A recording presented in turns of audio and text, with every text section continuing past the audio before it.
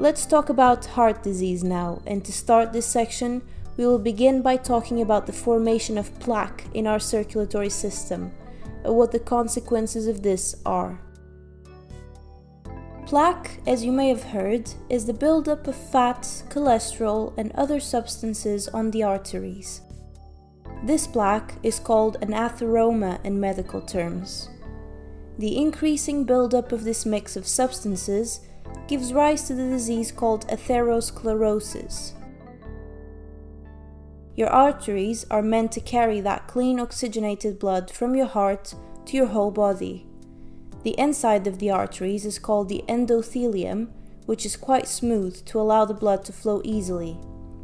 When atheroma starts settling in those arteries, it starts narrowing them and making them hard. The best way to think of it is by imagining drinking something out of a straw. When you're drinking something very liquidy, it's quite easy and the liquid quickly goes up the straw without any issues.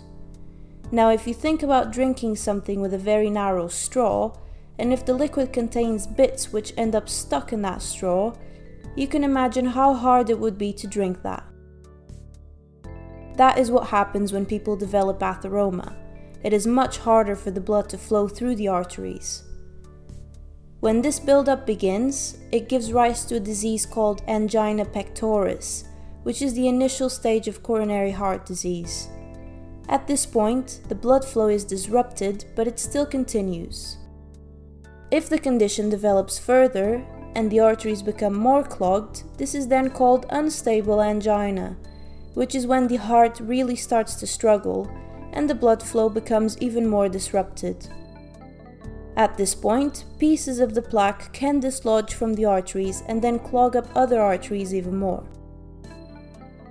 If an artery becomes fully blocked with plaque, this gives rise to a myocardial infarction, or most commonly known as a heart attack, which can be deadly if not treated promptly.